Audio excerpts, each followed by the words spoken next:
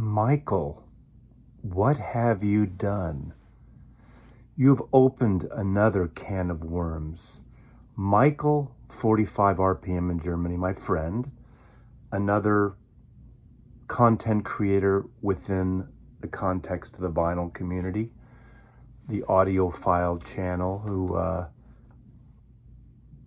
shows a lot of new releases, a lot of audiophile, a lot of new pressings, just made a video about Michael Jackson's Thriller, about the Mobile Fidelity One Step, 40,000 copies coming out in a few months. And he questioned something, and he brought up some really interesting questions. How can you release a one step without using the tape 40 times, 50 times, 60 times, running the tape to make these lacquers? Now, there's a link below to his channel, his video about this. It's very interesting. And it asks questions. It doesn't accuse Mobile Fidelity or Sony Music or the Michael Jackson estate, but $125 records in a box that's limited edition, but a huge limited edition, promoting as a one step. Should we know more about this? Now, this brings up a question. I'm not going to dump all over Mobile Fidelity or any other label, but people don't like rules and regulations, but they do like labeling. And do you remember when compact discs first came out, the AAD or ADD or DDD? We all wanted all digital, and we wanted to see that DDD if it is an all digital recording. And a lot of times it was analog to digital or analog to digital. We found out on the back of almost all those early compact discs. We didn't get that after a while. They kind of decided, I don't think we need to tell everybody about that. They don't really care. Look at, in America, we have the FDA, and we have all the ingredients on projects. Now, there's a little waffling there sometimes of what's in it. We know about our B's and C's and our vitamins in it. We know the ingredients. Is there, there was a thing, I think back in the 70s, you go to a Chinese restaurant and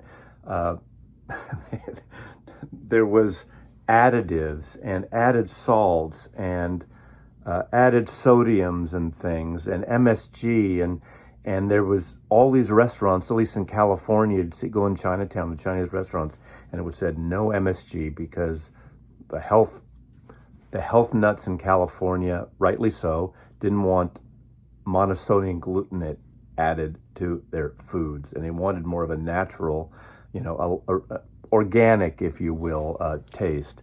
Now, that brings us again to this conversation about that, something that Michael brought up, that we all want to know. Is there a time, we don't want to have rules and regulations, and the RIAA, the Recording Industry Association of America, would probably fight this.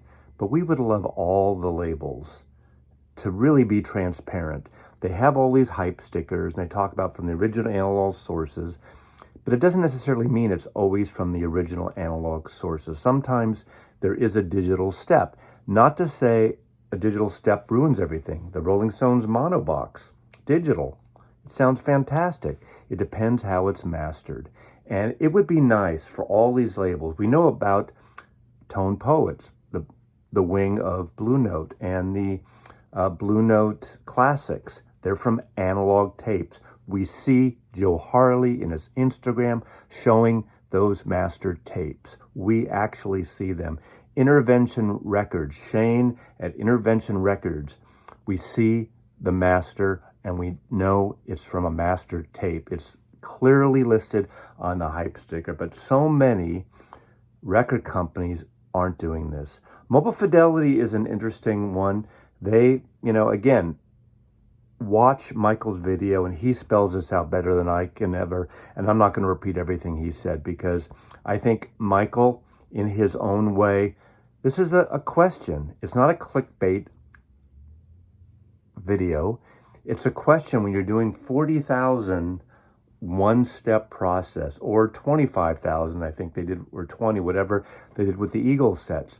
Are they making all these, are they running the tape over and over and over and over again? The reason we're not getting a Beatles stereo box, or we haven't, because they don't want to touch those tapes in the Abbey Road vaults.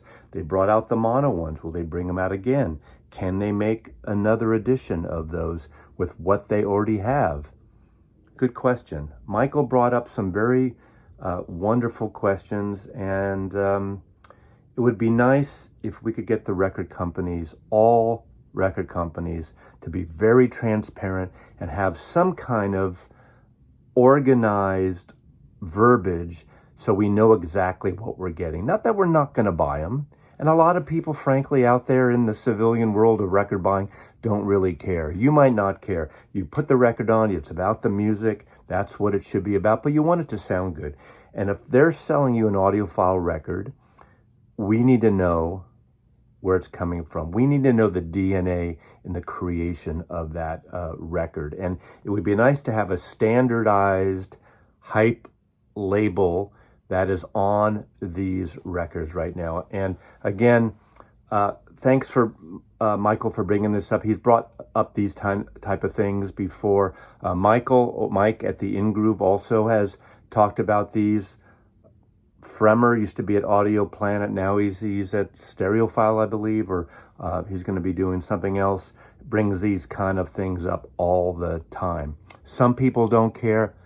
A lot of people do care, and we want to know that. So I hope if you're watching, all you record company, the marketing people, the engineers, the mastering engineers, the recording people, and the artists, we just want to know the DNA and the lineage of these recordings and what we're buying out there, especially when you're raising the price and charging top dollar and premium prices for a premium product. We just simply want to know. And then we can decide for ourselves and our ears what we like with our systems. Every system is different. Every set of ears is different. Every room is different. So thanks, Michael, for bringing this up. All the Michaels out there, there's a million Michaels, too many Michaels. And let's see where this goes. Let's see if we can really push for this. Ask these labels, ask MoFi, ask all the labels, ask Universal, ask Sony, ask all the labels to create a hype sticker. We need to find a hashtag. I don't have an idea right now because I'm just rambling off the top of my head as a reaction after watching Michael's video, but it's time to ask the record companies to be transparent. Every record company, let's get some kind of consistency in labeling. Thanks for watching. Mazzy loves you.